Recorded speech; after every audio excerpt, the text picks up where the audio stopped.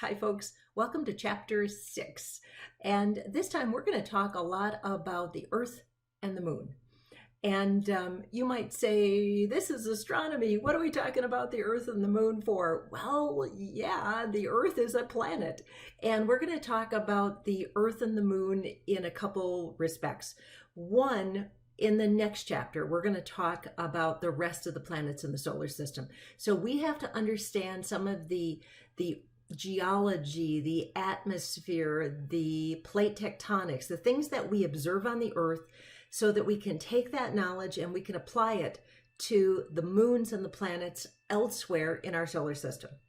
The other thing is the Earth and the Moon have a unique relationship. There is not another planet moon relationship like it anywhere else in the solar system. We are almost like a two planet binary system out there because we are so close and we have such a large moon. So where did our moon come from? How did this occur? How did the moon get tidally locked? Why do we only see one face of the moon? We never see the backside of the moon. Why did that happen? How did that happen? Those are all things we're going to talk about this week. So it's a fun week and it's going to lay a lot of groundwork that we're going to use in the future. So let's wander over to Canvas and see what we have to talk about. So we're going to talk a little bit about the structure of the Earth, how it is put together from the inside out, and then we're going to use that in the future chapters to talk about other planets and moons. Again, that study guide, that second instructor, is your textbook to help guide you through that. The Earth's magnetic field, you might say, magnetic field, is that a big deal? It's a huge deal because that has a lot to do with our atmosphere and it has a lot to do with life on Earth. And then we'll talk about auroras, those northern lights, southern lights, and one of the most beautiful atmospheric observable things that we get to observe. Tides, cool things like that, origin of the moon, the evolution of the moon, how have things changed through time, and then we've got a spiffy lab on the Earth and the moon. Before we go and talk in detail about this lab, let me talk a little bit about this week's study guide. Chapter 6 in our book is about the Earth and the Moon, but it also goes into the terrestrial planets. So that is Mercury, Venus, and Mars as well. The study guide, at the very end of it, I make a note, and the note is the next study guide is going to cover all of the rest of the planets. So if you get any time early this week to continue with the beginnings of the next study guide, which would be the rest of chapter 6. Notice this one only goes through 6.2. Please, please, please take a look at that and start the next one. Otherwise, the next one tends to get large. Okay, let's talk about the Earth and Moon lab. I try and make my online labs and my face-to-face labs very, very similar. And one of the things we do in my face-to-face classes is we do density. Now, density is a big deal because when the Earth was young and hot, it sort of separated like a big parfait, heavy things going to the bottom, light things floating to the top. And it's hard to think of rocks as being lightweight, but boy, they did parfait out when they were young and molten. So this part of the lab, the density part of the lab, I took photos of me doing exactly what you would do if you happen to be in a face-to-face class. These are called overflow cups. You fill them up to the brim with water. Any excess water dribbles off into the sink. Then we took a rock, found its mass while it was dry, then placed it gently into the overflow cup. Any excess water came out the little spout, went into a graduated cylinder so we could measure its volume. With that, we were able to find the volume of each one of these rocks. We have a sample of 3 common Earth materials: granite, iron, and basalt. Here is a mass. Here is a volume of that rock. Mass, volume, mass, volume. And so unfortunately, you're not going to be doing the data taking yourself, but I'd like you to use that data, calculate density. The density equation is in your notes, and I think it's earlier in this lab. Please show me the whole setup of one calculation right here, do the math, and then sketch what kind of material are in each one of the layers of the Earth. Think of this as a pie-shaped wedge of the Earth, the core of the Earth, and then the surface of the Earth out here. Magnetic fields. Magnetic fields, as I mentioned, very important for a lot of purposes around stars, planets, and even galaxies. Again, we're going to need flash player. This is so you're going to have to use a different browser or allow flash player. When you go there, you're going to see something like this, and there's a little bar magnet. If you take this little bar magnet and this little magnetic compass, you can move this around the bar magnet and you get the shape of a magnetic field. This is a force field. This is a force field that you cannot see, but that emanates out into space. And the little compass gives you an idea of what that's going to look like. If you click here, you will actually see the direction that the compass will point. And so go back between these two things, answer the questions on the lab, please, as you investigate magnetic fields. Magnetic fields around stars and planets have a lot to do with life on those planets and atmospheres.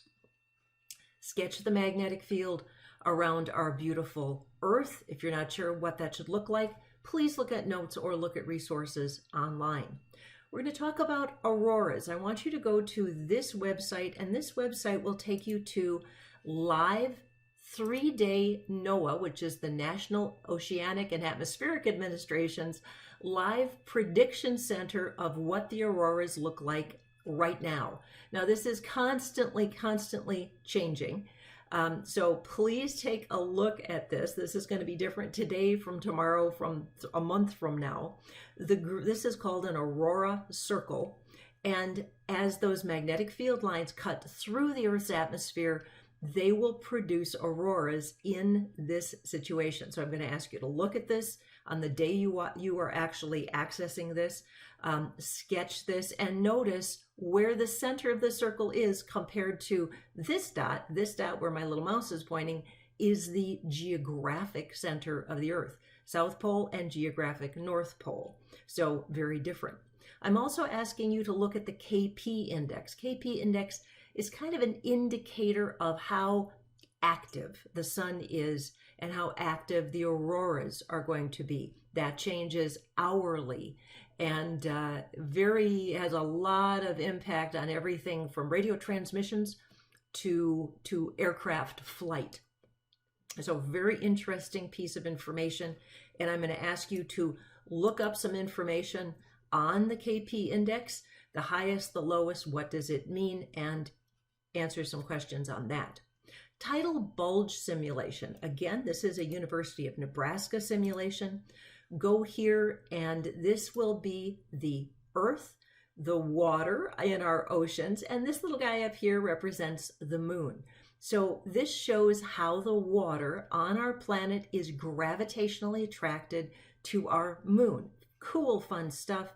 You can include the gravitational effects of our sun. So our sun is off to the right, and both gravitationally pull on that water, and that gives us, of course, neap tides and oh, my brain lost a word. That's okay.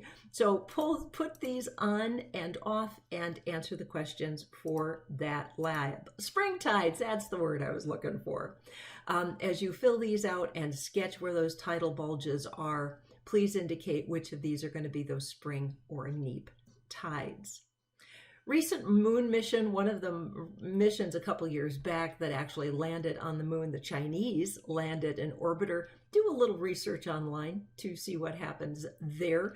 And this portion might be updated as new and improved moon missions occur. So watch for changes because I want to keep this as current as possible.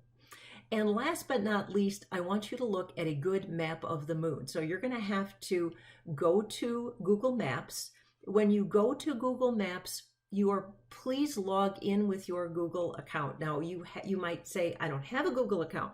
If you have a CVTC set of credentials to log in, you can log in with your CVTC set of credentials for Google Maps. Over here, you can log in with your CVTC login and the regular credentials you use to log into CVTC. That will get you in the door. Now, once you are there, what I'm going to ask you to do is scroll out. Okay, keep scrolling out and scrolling out and scrolling out. You scroll out far enough, you will get the planet view. Now, you want satellite view. You don't want a physical map. You want satellite view. And if you keep going far enough out, you will eventually get to, and I've got this in 2 different places, so it loads quickly. You will eventually get this that will pop up, and that is space. Some people don't even know this exists on Google Maps. But you can go to various planets. I want you to go to the moon, and you can actually wander around the moon, and they got great maps of the moon, and it's so fun. So what I'm going to ask you to do in the lab is, on the lab, these are some very famous landmarks on the moon. These are things that when you are standing in your yard at night and you look up at the moon, these are things you should be able to identify. And on this picture, it's a matching situation. I want you to identify down here, I want you to put these words into these blanks. Now, how do you figure out which one of these goes with which one of these? Well, that's what Google Maps is all about. I have given you on the lab, I have given you the English name and the Latin name. Why Latin? A lot of scientific research and things in the past was done in Latin. It was considered the international language of science. And then the Google map does contain Latin. So this is the ocean of storms. The Maris Tranquillitatis is the Sea of Tranquility. And if you want to get closer, you get closer and more details come up, more names will come up. My internet's a bit slow, but eventually names come up in the craters, etc. That's the Encke crater. Let's see who else we got. We've got the Kepler crater is here. And so you can use this to help identify what is what on the lab. Also on this lab, I've got a little bit of information about some of these. If it's blackened out here, please don't feel you have to fill anything else in. I've just provided a little information to make things like the Epine Mountains and the Sea of Tranquility, Sea of the Frigid Sea, a little bit more interesting. So have a good time with it this week. What's more fun than the Earth and the Moon? I love it. And we'll talk to you soon. Bye-bye.